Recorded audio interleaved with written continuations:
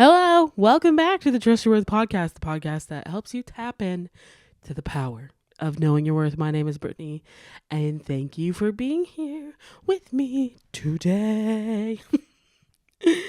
Ah, my goodness, how are y'all doing? I hope it's going great. Last week we talked about glimmers. How did it go looking for the glimmers in your life? I hope you took the time to reflect and be present in the moment as you recognize the great things that are happening for you and your glimmers. Okay, today I'm talking about change. And I know change is hard, but the truth is the only thing constant in this life is change. What an interesting oxymoron. Changes are hard, especially transitional periods of your life when you're going through big changes. So let's talk about it. Let's talk about it today.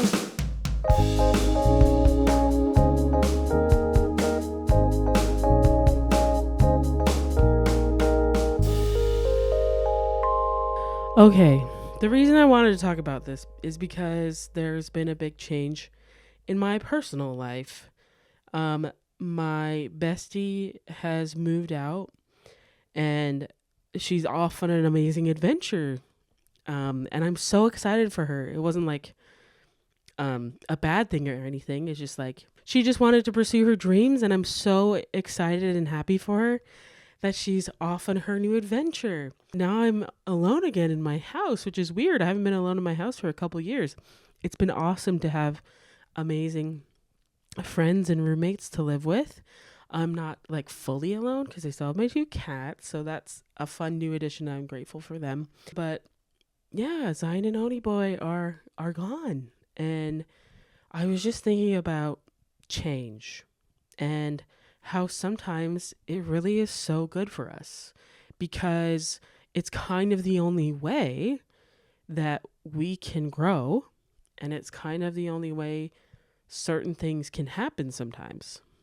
You know, the definition of insanity, according to Albert Einstein, is doing the same thing over and over again, expecting different results. So if we want to grow, if we want different things to happen, then we have to change. Change must happen.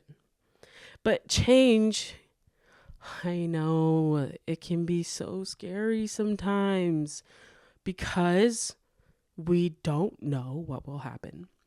And our fears about the unknown can really get to us. So how can we mitigate those fears when we're going through a change? Well, the biggest way that I've found to do it in my life is to focus on the things I can control. Just a couple things I've been pondering upon. Spring cleaning. So when I get excited about an idea I've had in something, a project I want to work on, especially creatively, it's a lot harder for me to do that in a cluttered space. If I were to turn this camera around, this office is a mess. My whole house is in disarray right now because moving is actually just the worst sometimes because there's so many boxes and you don't realize how much stuff you have. And yes, I'm not the one who moved out, but I now have space for things that can go in different places. I have to reorganize a bunch of things because things were getting moved around. I was like, oh my gosh, I forgot about that. I can put that out now. Or like, I should store that in a different place. And my brain just works so much better in a clean environment. And it's scientifically proven that we do better when our spaces are clean. So there is an amazing benefit to spring cleaning because it sparks a change. We get the sense of accomplishment that happens when we organize the space, and then we finally get to use it, and it's a lot easier to use because you know where everything is. So I have to do my whole house, and that seems like a bit overwhelming right now when I think about it. So I'm just going to take it one room at a time and just slowly organize it. I don't have to do it today, but probably within the next month, I will be able to reorganize my whole house, and I'm so excited about it because this change has opened up new opportunities. When you're afraid to change, that's okay. We can work through that fear. Something that I'm thinking of, I want to read this thing about comfort. Comfort is something that can prevent us from moving forward and getting our dream life. So I'm going to read this for you. Quote, "The comfort zone is where dreams go to die." You don't need to jump off a cliff, but you do need to push yourself a little closer to the edge. So try this. Use the 85% rule. Learning is optimized when we get things right about 85% of the time. So it doesn't mean you have to get it right every time. And honestly, failure is a huge part of growth. Like, you're going to fail sometimes, but if you can succeed 85% of the time, how exciting is that? I know I do this. I get comfortable in my life and I just get stuck and I feel like, oh, no. It's okay to feel uncomfortable. And I hope that the next time you are uncomfortable, obviously not in a bad situation, like that's a different type of uncomfortable. I'm not talking about that. I'm talking about me coming home, watching my TV, eating my dinner, and just going to bed. And then doing that again the next day and again the next day. And I have all these projects that aren't getting done because I'm getting into this comfortable routine of just like going to work and then coming home and relaxing and not going after any of my dreams. Comfort helps us to recognize that we don't actually fear change. We fear sudden change. And Simon Sinek, my man, talks about this. We can plan for changes, but if something suddenly changes, I'll give you a silly example. If my job is to make shaved ice and I've perfected it and I know how to do it, and then all of a sudden you ask me to start making ice cream, that's a sudden change. And I'm not afraid of making the ice cream. That's something I can figure out how to do. It's the unfamiliarity, the newness of this whole thing that I now have to learn is what makes me uncomfortable. That's what I'm afraid of. The newness, the unfamiliarity of the new task at hand. And then we also have new fears like I might be so bad at this, or I don't have the credibility anymore because I don't have the skills to do this new thing. And that's scary. And people are going to judge me and think I'm bad at this. And most times when you're learning new things, you're going to be bad at it. And it's worse when you have an audience when you're trying to learn things. But Simon says the key to overcoming these fears is empathy. Because when the change happens and you're trying to learn to adapt to this change, there's no specific timeline. For everybody, it's going to be different. He gives the example of working out. Like, we can all get fit, but some people will just get fitter faster. And we could be doing the exact same things and biology, whatever. Some things that work for another person will not work for me when I'm trying to learn and overcome this change. So having empathy, especially for yourself, as you're getting through the transition, and empathy for others if others are involved in this change. But let's just keep it to us. So if you're suddenly forced into this change, then it's imperative to remember your worth as you go through the change. To remember that no matter what happens to you, you are still worthy. Why? Because if you know you're worthy, then you know that you also have the skills to overcome the things that happen to you. Because you've done it before. You've always done it. You're here. You're alive. And the only reason you're still here is because you figured out how to get through the change. So remembering and going back to all the times that you overcame a change that maybe necessarily, sometimes you wanted the change because you knew it was the right thing.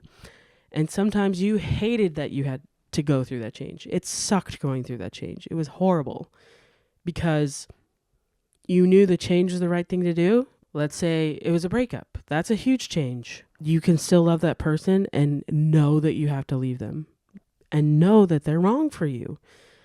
That's so hard. That freaking sucks. That's a huge change. What if you lost your job? Like, through no fault of your own, they just had to lay off a bunch of people. Something happened and you lost your job. That's a huge change. And I hope you know that you have all the tools you need to get through it. It doesn't seem like it doesn't feel like it, but you can do it. You can overcome these sudden changes that happen to you. And how much more awesome is it when it's a change that you want, when it's a dream that you're going for, that you are making the necessary changes to get to that dream. So, if you haven't listened to the past couple episodes, I'm doing 75 hard. And guys, I had a setback this week. I went partying to the club and got home at 2 a.m. and then had to go straight to work, and then just got home and was straight exhausted and did not do my outdoor workout and just fell off the rail. I just, like, my body, she was done. And we're like, we're not having it. So I did 12 days of the challenge. So because of that, I have to restart. So I kind of took a reset this week, and I am starting again on Monday because that's the challenge. If you miss any one thing that you're supposed to do in the challenge, then you have to reset your days. You have to go all the way back to day one.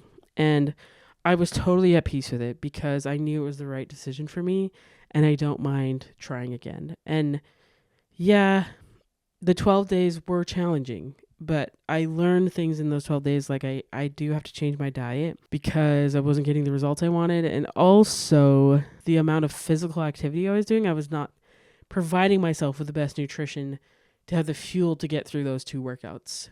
So I think that's why I was doubly exhausted. So yeah, a change in my plans within this challenge, but I'm totally at peace with it and also excited because I've taken in the data, and now I get to restart this challenge with more vigor and in a healthier way for me, really. So if you're afraid to take the plunge, to take the leap, to make the change, to go after your dreams, this is me saying, don't be afraid anymore. You have it. You can do it. Just take one step towards that dream. Take the plunge. You can do it. Get out of your comfort zone. Embrace the changes that will help you live your dream life. Please, you can do it. Embrace the change. Embrace it. And enjoy the good changes that you want to make, because you know that they're going to bring you happiness. They're going to make you more happy. You're meant to be happy. You're meant to have joy. You're meant to experience life in the way that you want to. So I hope that this week you really embrace the change. And if it's something out of your control, try to remember that empathy, especially for yourself, to know that yes, these are obstacles sometimes that can happen, but you have all the tools you need to overcome those obstacles. You always have. You've always had the tools. Okay? So your work this week is to make a change. A small one, a big one, you decide. Dealer's choice. But a change that you're excited to make. So for me, the change I have to make is within my diet plan for 75 hard. That's my plan. And then to restart the challenge on Monday. And I'm super excited for it. So maybe some of the changes you can make in your life, maybe you clean your room this week so you can make a clean space that'll help you creatively or just help you feel more centered and more at peace in your home. Maybe you make a small change to drink more water this week. Yeah, so whatever change you want to make this week, make that change. So as you make your changes this week, I hope that it helps you to trust your worth and remember it, and also that it leads you closer to that joy and that happiness that we're all seeking. Okay. As always, you can find me at trustyourworth.com or at Trust Your Worth Podcast on Instagram or on YouTube, Trust Your Worth. If no one has told you today, you are so loved. There's definitely some people who have never told you how amazing you are, but they've thought it and they've been too shy to tell you, and you probably don't even know them. But they saw you and interacted with you, and they were grateful that they did that day. Remember how awesome you are, and don't forget to trust your worth. with. Oh my gosh. Also, P.S. Lilo and Stitch is such an amazing movie. I would see it again. I would. But just be warned, if you go and see that movie, be prepared to cry a lot. It pulls on your heartstrings probably from the minute probably like 3 minutes in, I was already crying. But the new Lilo and Stitch, such a great movie. Just if you wanted to check it out, it's pretty good. Okay, love you so much. Have a great day.